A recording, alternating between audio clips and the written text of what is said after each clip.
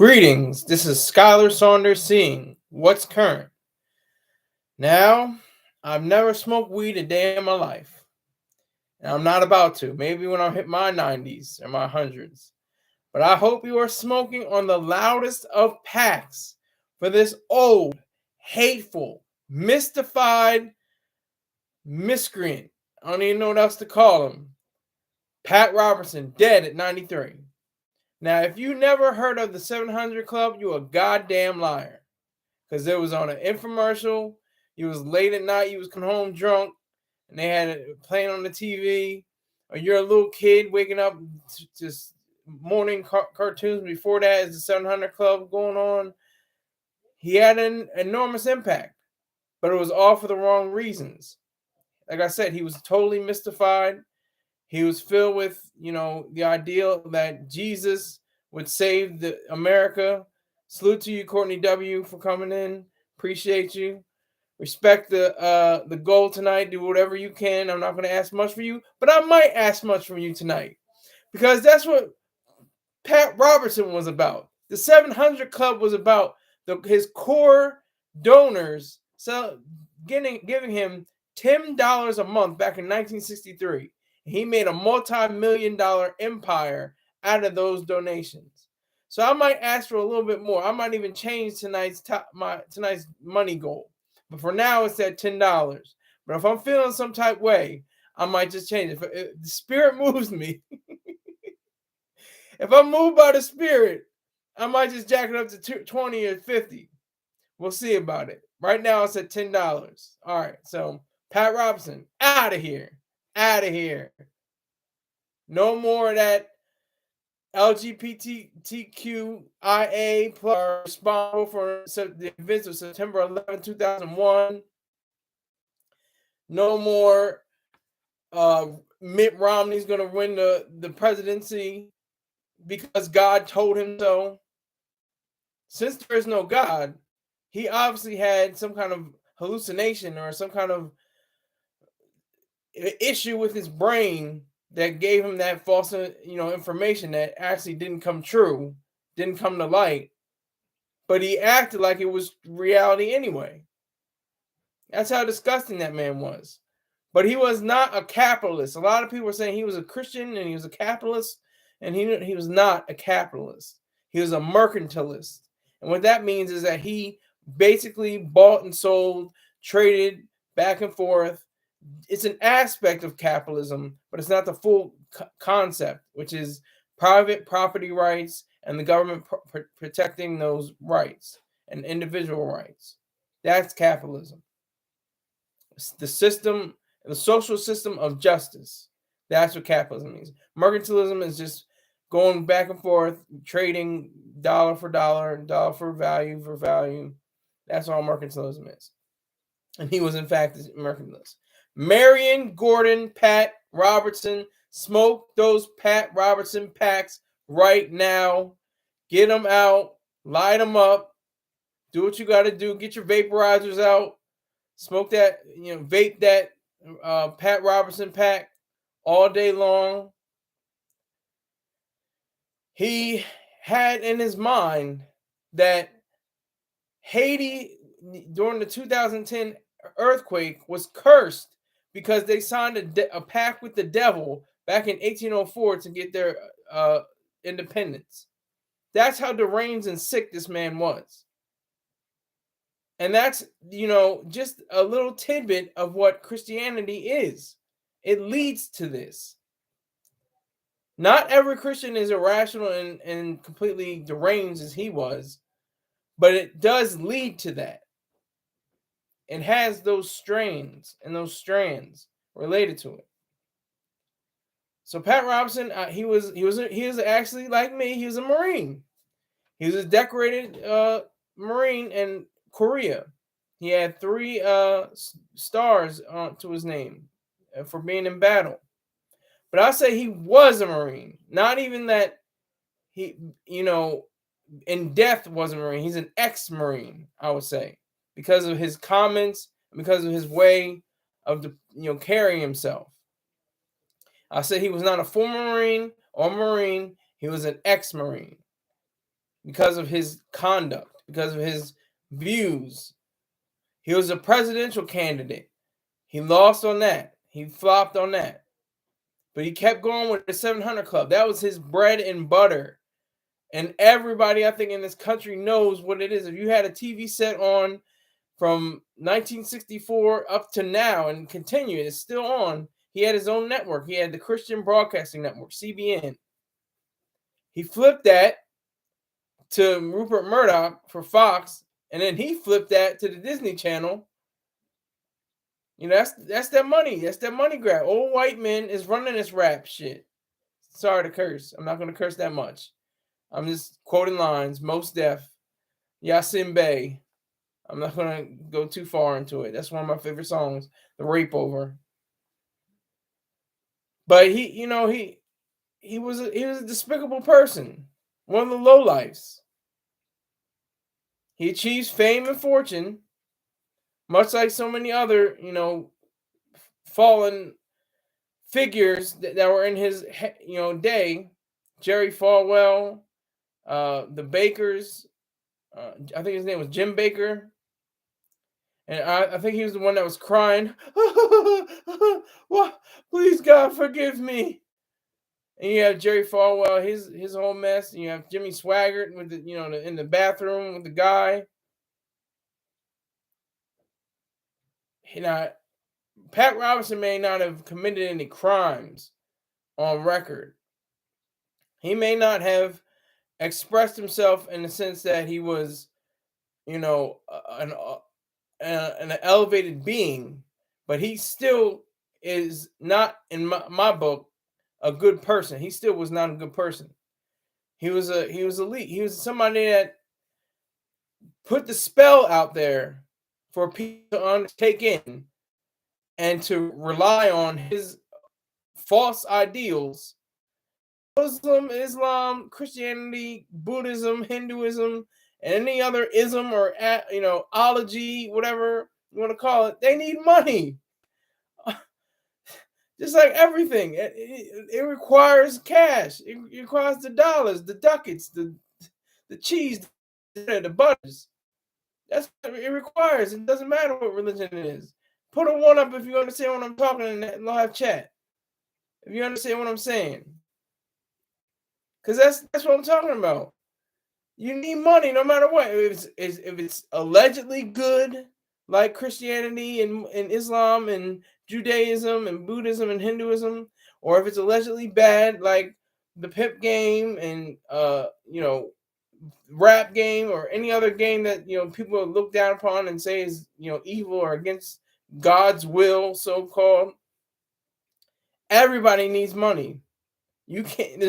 It's the lifeblood of every system, and it's another testament to show how even the most mystical or the most irrational or collectivist or altruistic organization or individual even still needs a little bit of capitalism.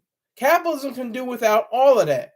Capitalism can survive and thrive without mysticism, collectivism, or altruism. But all those different isms, and they need a little bit at least of capitalism, no matter what. Even communism. Communism needs a little bit of capitalism. Marx even admitted that.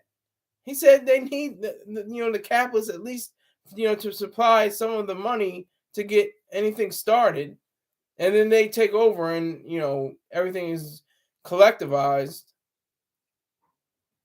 That's how sick and disgusting it is. And Pat Robertson was in that pat.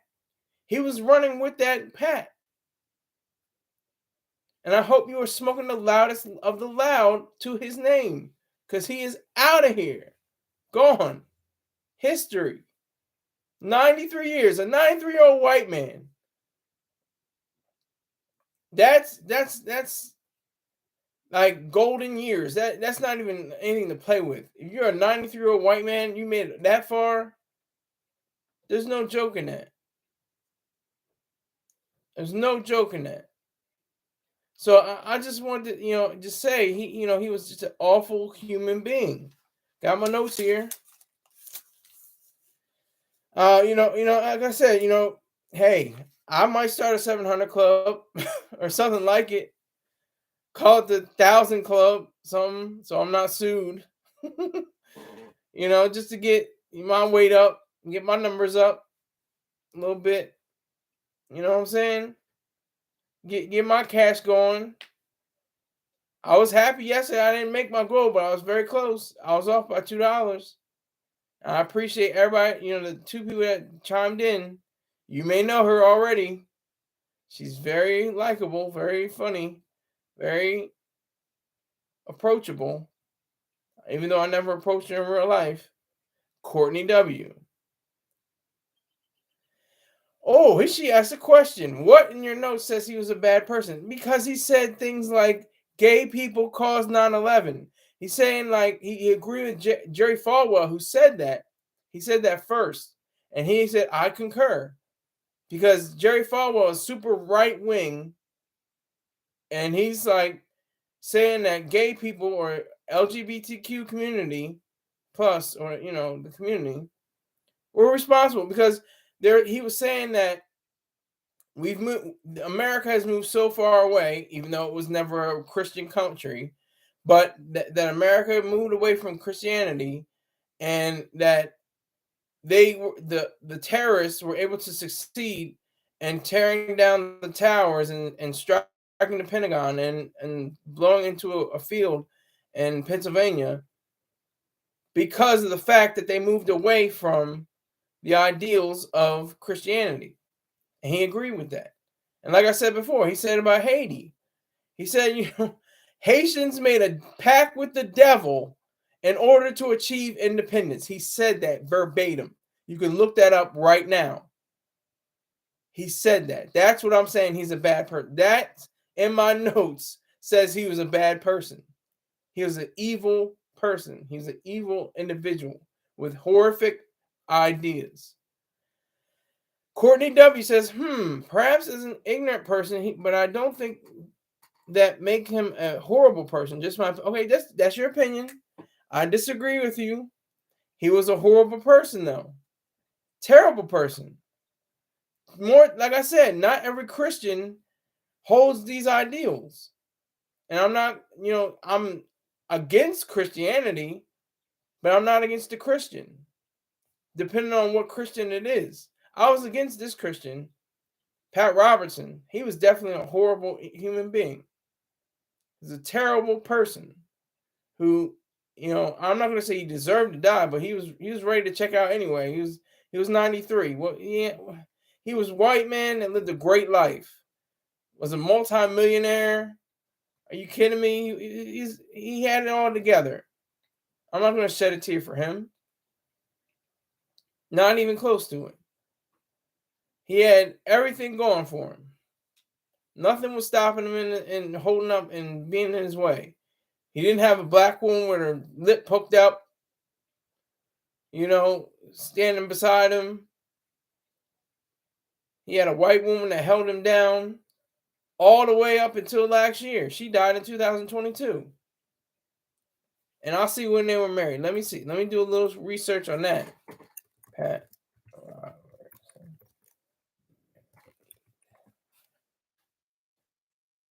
In 1954, they were married till 2022.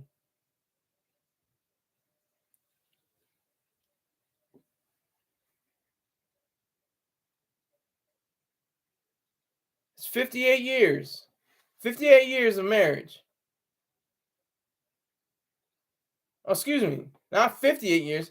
68 years. Excuse me. I did a little wrong error in my math. I'm not good at math. 68 years of marriage. 68 years of marriage. All the way until her death. That's something to be, remarkable, And now Courtney W is getting personal, but I'll answer it anyway. And remember my rule: if you can chip in $1 or whatever it is, if you answer a question, if you ask a question, you already asked one question, you asked another question. If you ask questions, I'm charging you at least $1 for a question. So You put in that $1, then I'll answer the question. Or $2, $1 to $2, whatever you can do. $3 you can do. I'm all about it.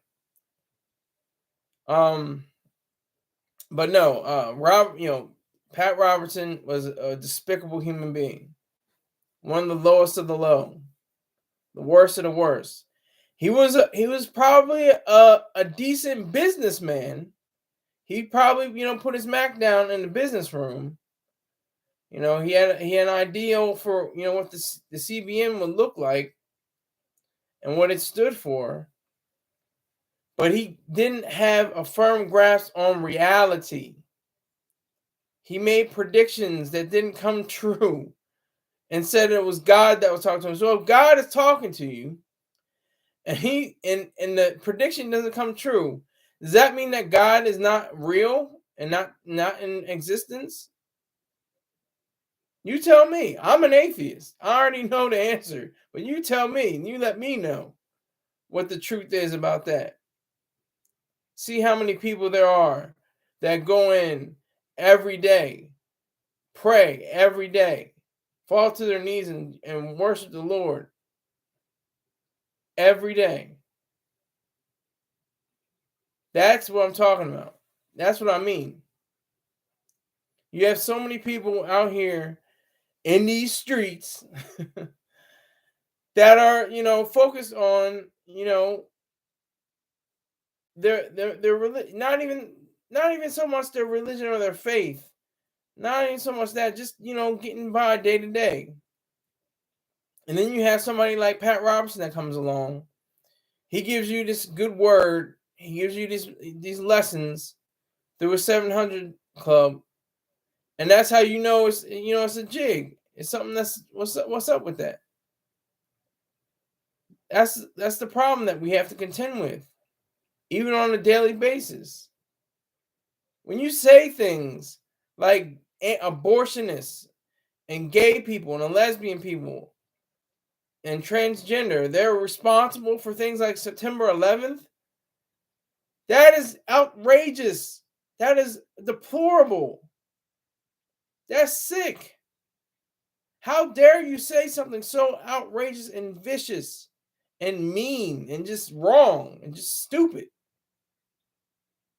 And one thing has completely nothing to do with the other. And there are Christians that can decipher and cut through what he said and understand that, yeah, that doesn't make any sense, whatever. Not even in a close sense. So it's the individual. He, as an individual, was a despicable person. He had everything going for him too. Like I said, he's a white man in America, a war vet, married, got money, bought a station, built it up from the 700 Club, flipped it with Fox News and Fox Corp or whatever it's called, with Rupert Murdoch, and then to Disney. He had no worries.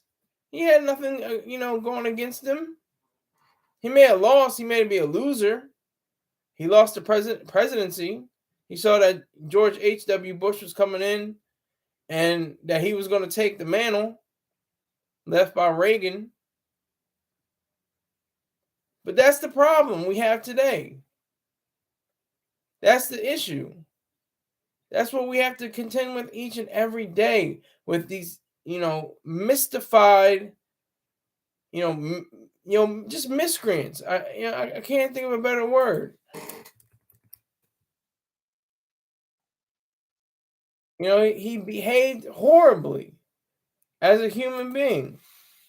And they're going to, of course, they're going to have, their long speeches, and they're going to roll out his casket, and it's going to be on display for the CBN, folks, for the people at Christian Broadcasting Network.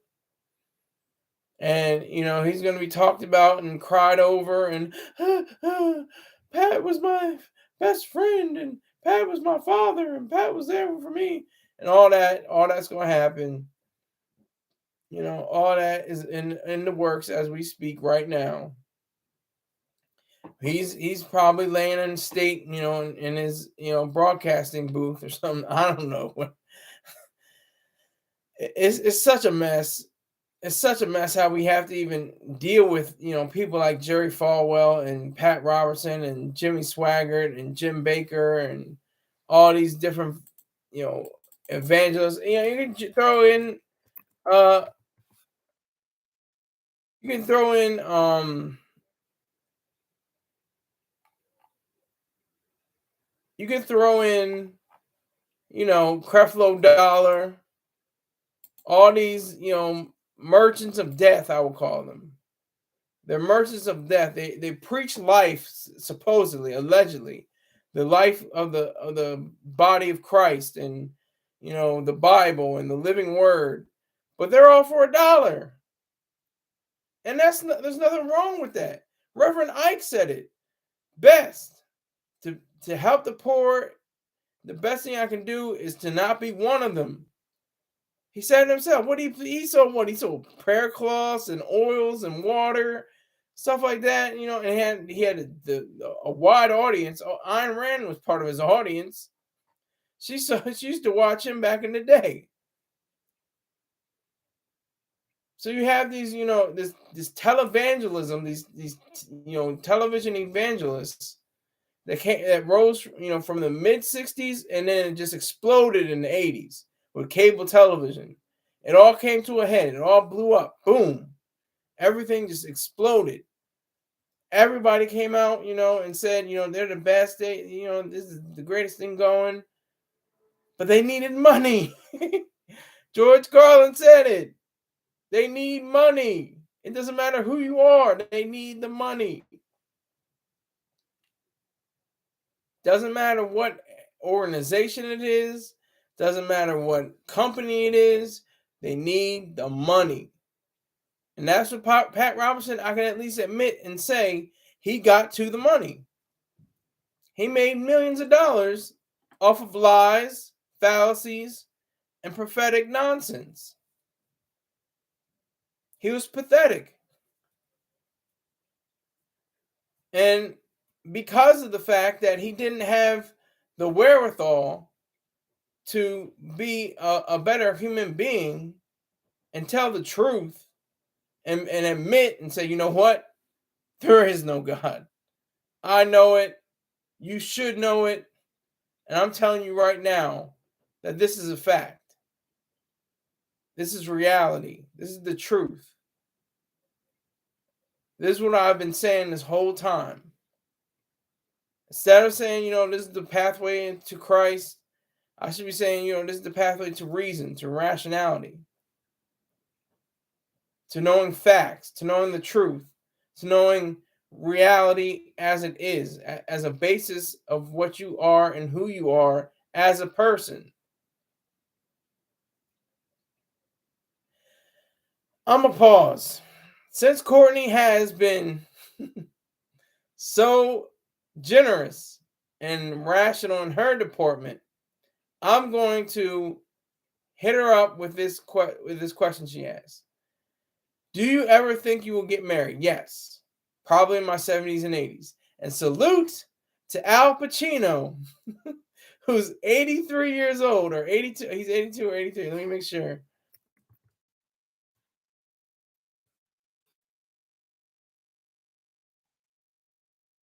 Yeah, he's 83.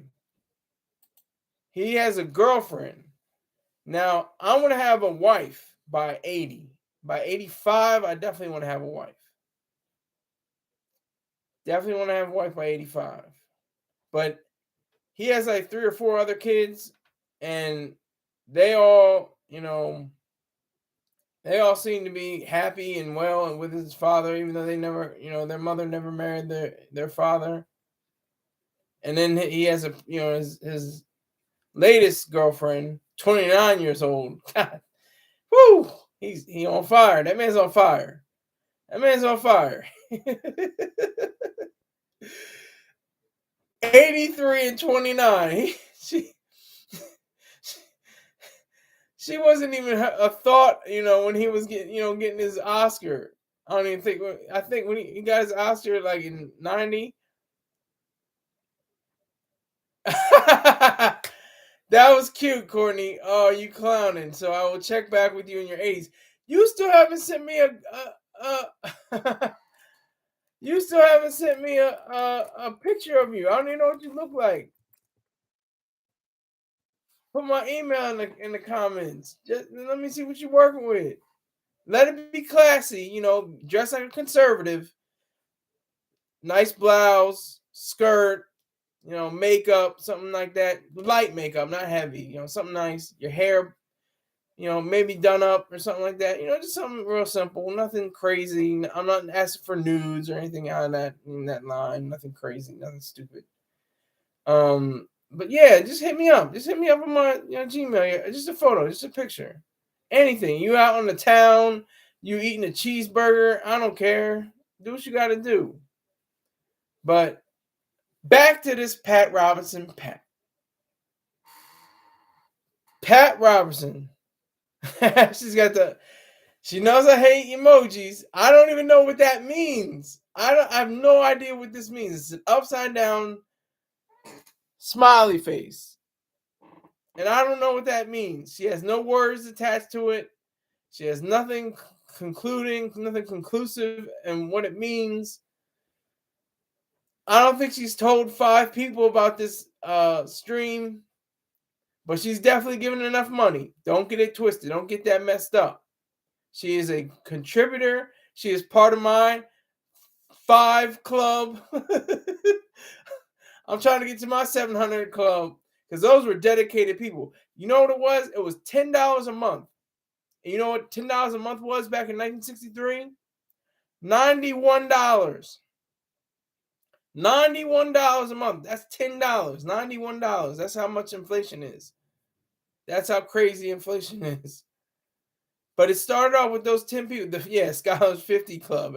Now, see, I see the emoji. It's a smiling, happy, laughing face with tears. You're laughing till you cry. Ha ha ha ha ha. I get it. Skyler's 50 Club. Very clever. See, she's thinking. She's a thinking lady. I like that. But I appreciate all the, people that come in. Gigi stepped in, he said his piece. I appreciate that, I put in my community in Mr. Terrain's community section. It's about to go up to 500. That's amazing off of my work that I did. Talking about little TJ. That I put in work and I'm getting the reciprocal part of it. I'm getting the benefits of this. So I'm very thankful for that. But Pat Robertson, out of here, gone, boom. Another despicable human being off the planet. Get him out of here. Another lowlife that has nothing to do with reality. Had nothing to do with it. Nothing of substance. Nothing substantial. He took on a role of leadership within the Christian church, within the faith. And sadly, he led his flock astray. And they don't even know about it, I don't think. I don't think most people know how awful and how horrible he was. So I'm saying it tonight. Marion Gordon, Pat Robertson was a terrible, horrible, no good, very bad person. And that's all I got to say about him now. Good people have friends. Good people don't have friends. I'm in the latter category. I don't have any friends. You can go to my Facebook account, and I have that, I think 500 or 700 or something like that. But I don't have any people in my real life, in my nucleus, in my small, saying I have somebody. I'm listening to the radio show, NPR 1A. Comes on at 10 a.m. Eastern Time. And I'm just listening and I'm like thinking, what? There are people with 6 friends? And I'm just imagining people at, at weddings, especially, and they have the best men or their bridesmaids. And I'm just thinking about how all the people there are. You have 6 friends? I don't think that's really 6 friends. Maybe have 3 friends and 3 associates, or 3, former classmates, or former, you know, people that used to just run with. See, that's what I had. I had people, classmates. We were really tight. We were really cool. We used to cut up and joke and laugh in class because we were able to do that because Rock and Power, this man named Jerome, Mr. Jerome, he didn't care. He was just as long as he's like, just get your work done. I don't even care. Do what you got to do, and I'll pass you. Everybody got an A in his class. It didn't matter. He knew what the deal was. Very smart man, very worldly, very well traveled. He was, he recently died, maybe 5, maybe 6 years ago, maybe more, maybe even, yeah, something like that. 5 or 6 years ago, he died. But I, as a, the way we used to cut up, it was almost like a podcast.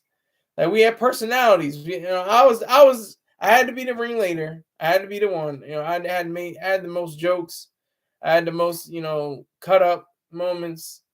That was me. I wasn't a funny man necessarily. I wasn't a comedian, but I knew how to make people laugh. I knew how to get people to understand what I was saying. And at the same time, we're studying world history, AP World History, and we're trying to figure out what it really means.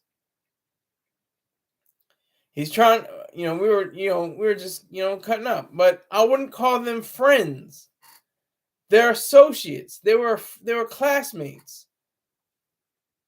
They were part of my inner circle at school. When we broke up after the class, we weren't together. We didn't hang out. We didn't go out to, different restaurants or anything like that. When we grew up, we didn't go out to the bar. I was in the Marine Corps. I'm a Marine, but I wasn't in the. I was in the Corps. Were fellow Marines, not friends. We would even hang out sometimes. Maybe we hang out at a bar.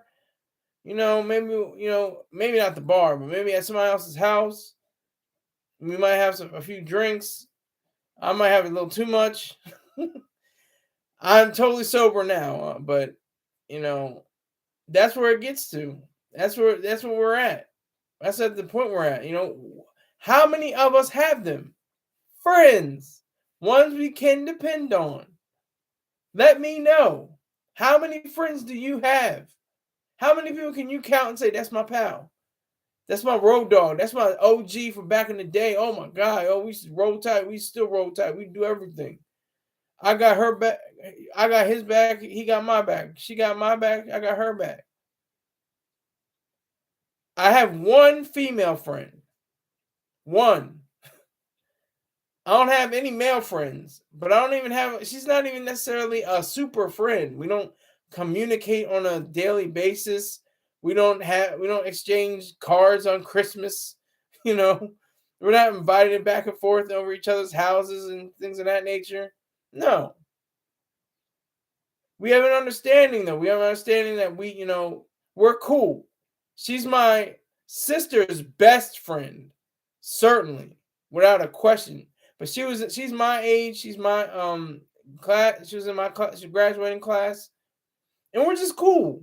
We didn't, start any relationship, anything like that, because that gets in the way. I don't believe in having really strict, female friends.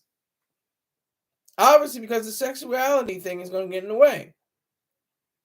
You can't. I mean, I don't know how. Maybe there's a guy out there who's straight and can deal with a female friend and be real and never have sex with her and never have a relationship with her, a romantic relationship.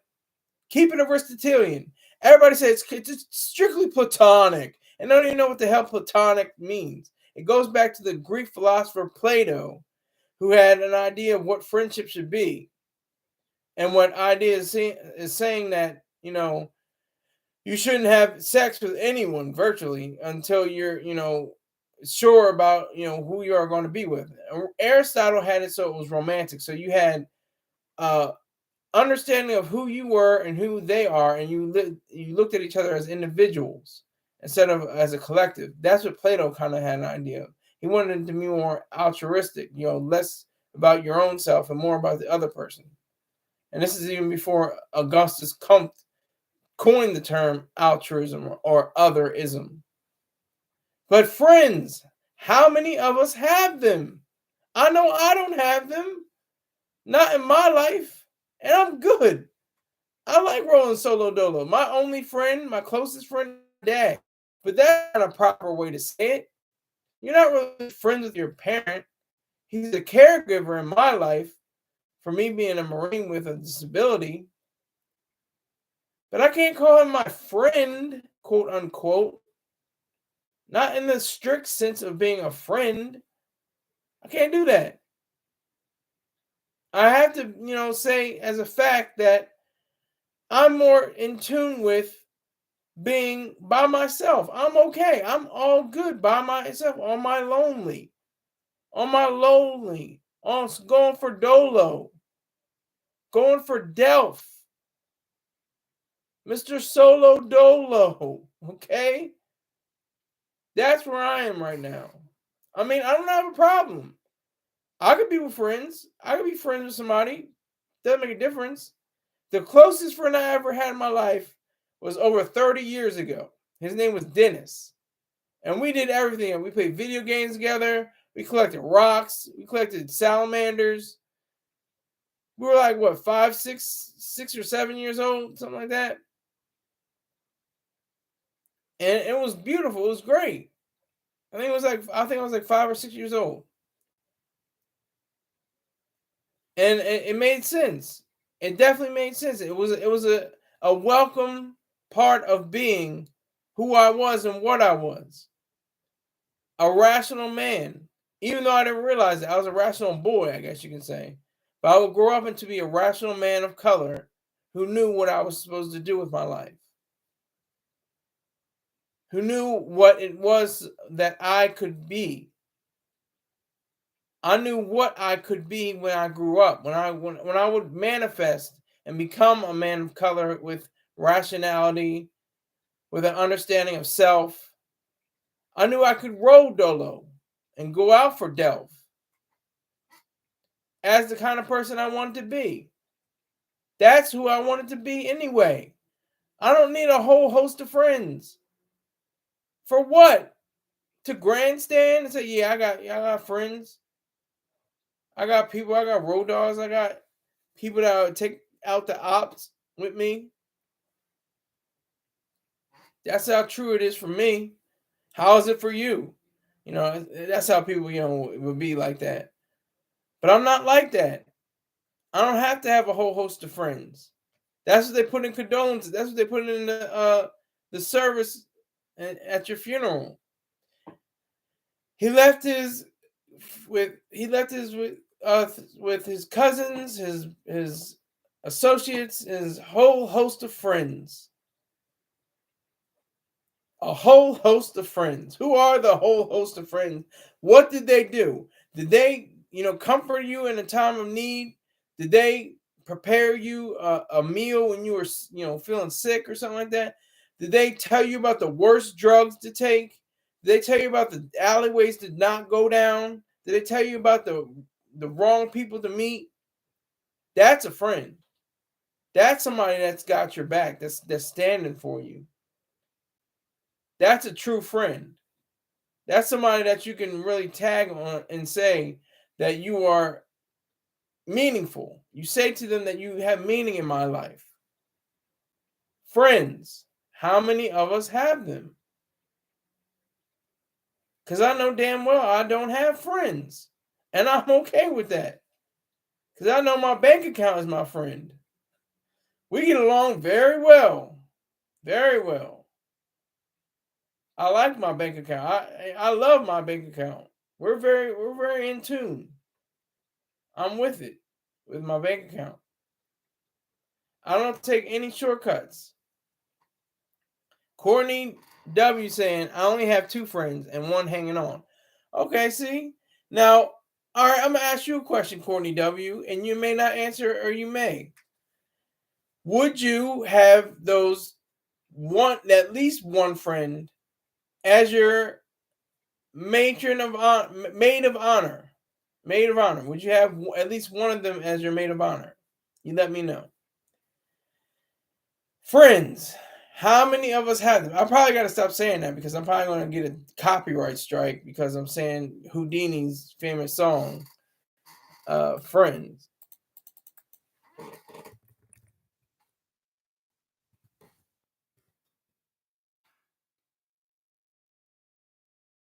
It's probably going to be a problem.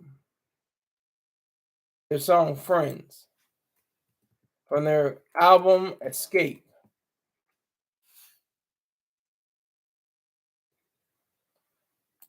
It's a classic hip hop group, if you're not aware.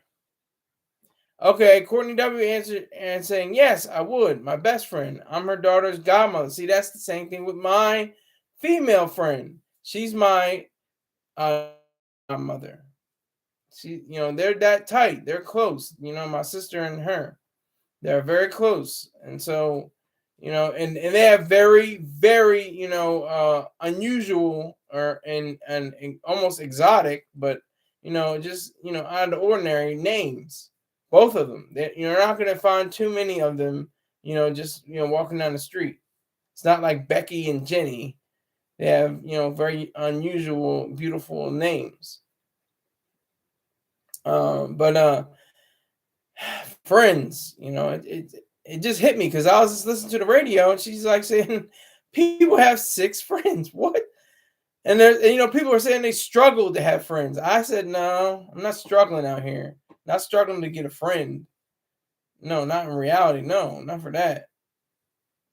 Not struggling. No.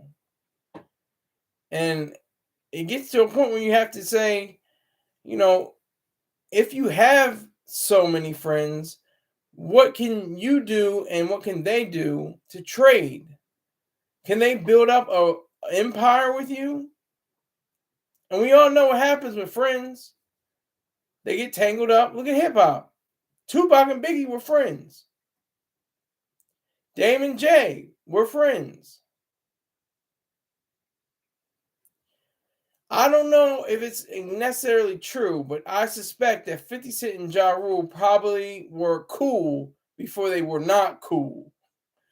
They had some kind of understanding between them before they didn't have an understanding between them. But there's just so many cases of, bad blood and, misguided hate or tempers flaring. And they all thought they were friends. Mr. Terrain said in his book, I'm only going to give you a snippet because I don't want him to give me a copyright strike. But he said, he thought he had a whole host of friends. He thought he had a lot of friends, and during his years in the corporate grind, he found out very quickly that he only had a few, and the rest were associates. And that's what I had even in jobs. We used to play, we used to laugh, ha ha ha, he, and it was all good. It was sweet.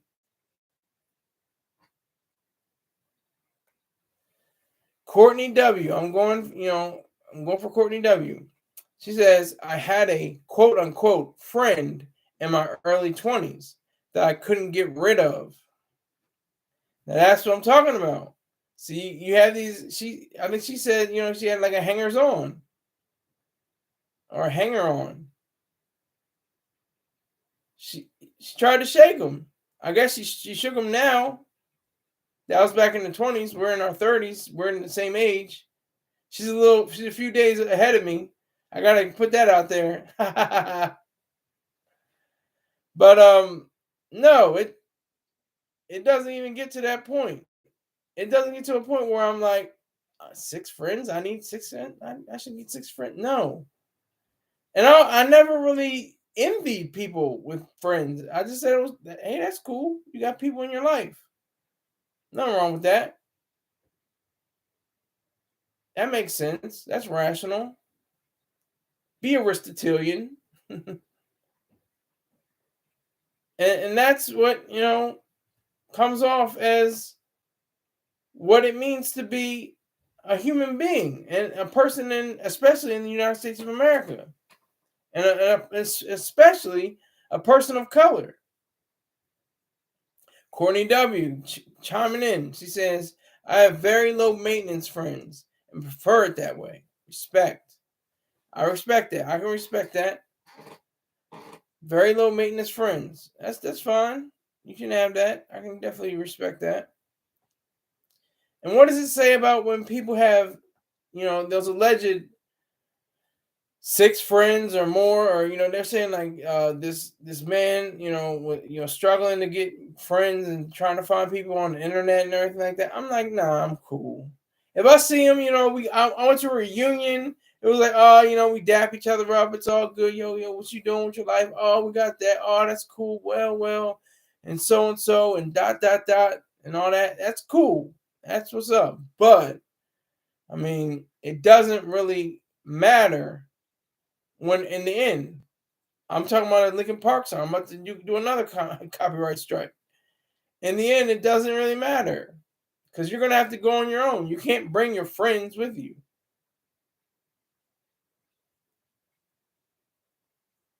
You can die for your friends, but you can't live for them. That's a fact. You can't live their lives. You can protect them. You can shield them from a bullet or throw them off the track from a speeding train. But you can't personally live their life for them. That's impossible. Not only is it impossible, it's immoral to even think that you could. You have to have a proper viewpoint on what it means to be a friend. If you are a friend, then that means that you have, total, competence in what you have in relationships. If they're platonic, has been said in many instances, you're probably not going to win. If they're Aristotelian, you're going to win. That's just a fact. And there's just so many different ways that you can express your quote unquote love, because you can love, your friend, even male, and you can love your friend, woman, you can love another woman, and you're not gay. You can be straight and love that other person just based on their values, based on their virtues, based on what it is to be a friend. That's what it means. If you had any inkling, any understanding of any idea of what you were, to these people that, put in the time and the effort to be your friend, then you should be able to reciprocate that and be somebody that's of worth as well. If you're a mighty and a powerful source to somebody else, you should be, they should be a mighty and powerful source to you too. It should be a trade. Every situation, every human interaction should always be a trade, a value for value.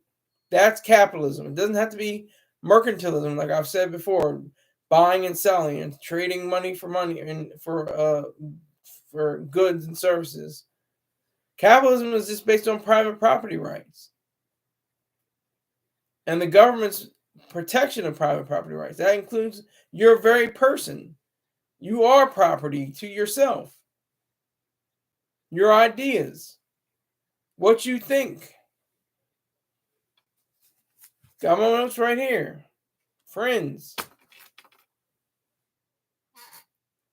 We look at our, like I said, we look at our Facebook and we say, I've got 500 friends. I got 1,000 friends. I got 1,700 friends. I have to make a fan page because there are too many. I have so many fans now. But who are there? Who are the friends who come over just to say, hey, what's up? What are you doing? What's going on in your life? How are you? Just to check up. And it was difficult for me really in school because Most of the people that were in my life in school were family members. I had cousins and people that were related to me. It wasn't like a lot of people that were odd. It was more like people that were in my family that became associates or acquaintances. That's the best word to describe them. They're acquaintances, people where I was already acquainted with. That's how that came to be. My ability to understand what it was about, being a friend all through school. It started out when I was in kindergarten. When I was in kindergarten, I was looking at these kids. I was like, man, what is this? I just started crying. I almost threw a damn tantrum because I didn't want to. I was used to 18, Gilligan's Island, Bewitched, I Dream of Jeannie, All in the Family, all those shows and more. And all that was getting taken away from me. Barney, shout out to salute. almost broke the rule. Salute to Barney. Salute to Barney. I didn't expect to say that, but it got to a point where I was just like, I don't want to see them, so I don't want to be around them. And of course, I adjusted.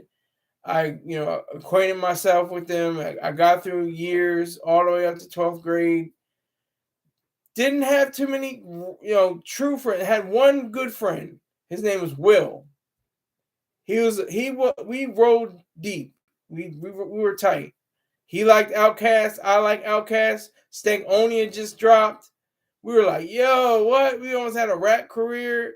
We're going to be the OK Corral.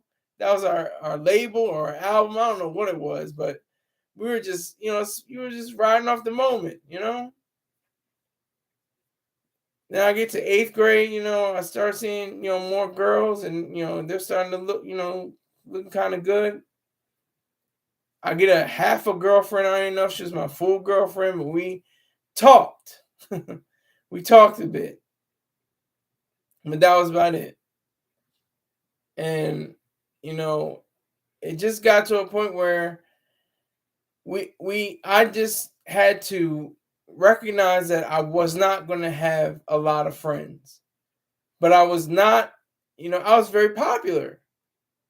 I didn't have friends, but I was popular because I was a senator in student government. I was associate editor of the student newspaper. I was president of the Brothers and Sisters Student Union, and I was named best all-around male of my graduating class, 2006. Just to brag, I'm just, my accolades, that don't mean anything, of course. All that stuff in high school, you think that really means something that has no... She's putting the eye emojis up. I don't know what the eye emojis mean. Please explain. But they mean nothing now. It absolutely has no weight, whatever. But at the time, you're like, man, I gotta be on, I gotta do this, I gotta do that, I gotta be on that. And you're just thinking, everything really matters. And you're 17 years old and you're like, man, this is the life. I'm living it, I'm doing it. You hit, 18, 19, things change.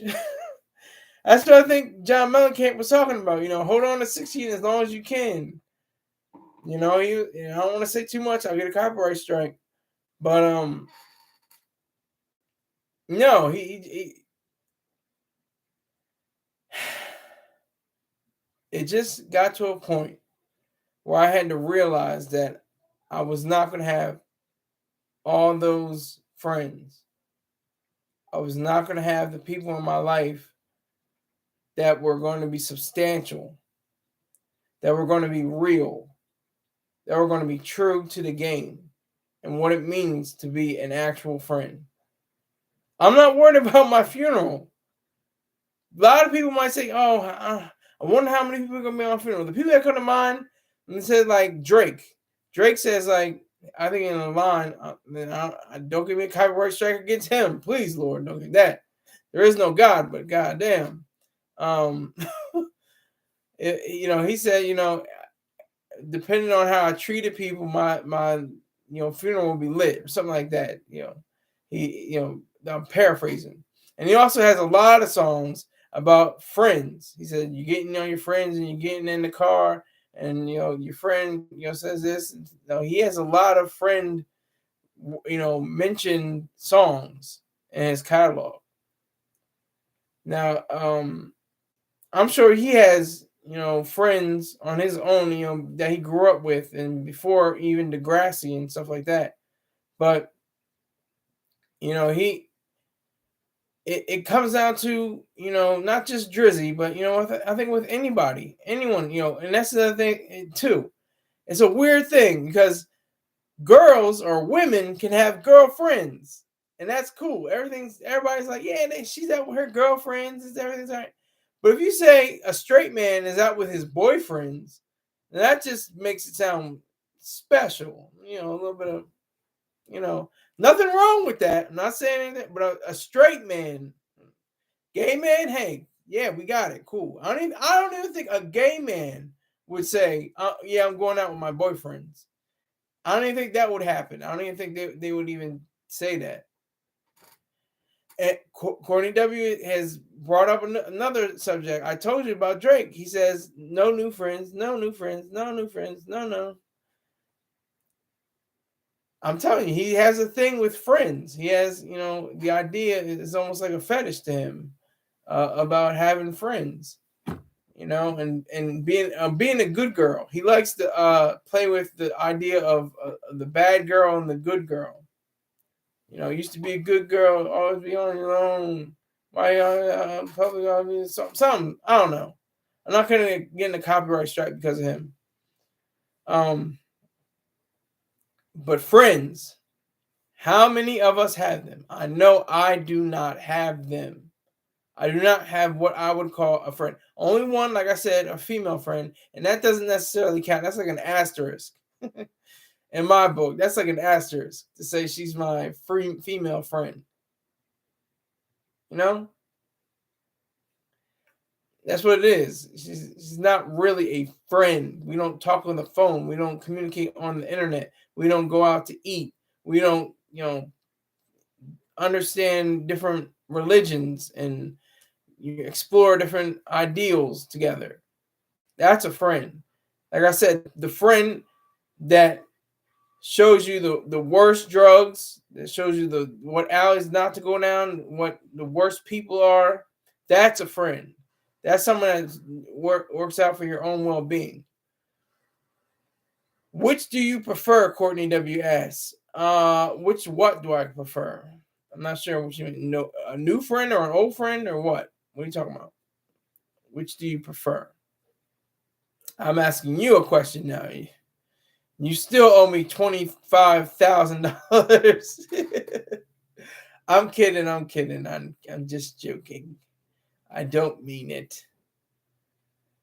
But in all, what are we but ourselves? That's what we should work on, our selfishness, our own ability to recognize our moral ambitiousness, being selfish, being egoistic, having pride, having all the things that your mom and dad didn't tell you to be good to say about. Oh, she said, you mentioned good girl, bad girl. I definitely need a good girl. Don't need a bad girl. But I don't need a good girl. I need a strong woman. I need an independent woman. I need a rational woman, a person, a woman who is reason based. That's what I need. An individualist and a capitalist. That's what I need in my life for a woman, and a romantic relationship. I don't need any female friends. I already got an asterisk, so that's enough. But I want to thank Courtney and Gigi, the only ones in the live track that I know definitely who chimed in. And I did not make my mark. I did not make $10 tonight, that's fine. That's okay. We're going to still hustle and grind despite that, fact. I appreciate, Courtney and DG for responding to my ramblings. And I hope you all have a good evening, and I will see you all tomorrow for the wrap-up show of the week. Thank you. Take care.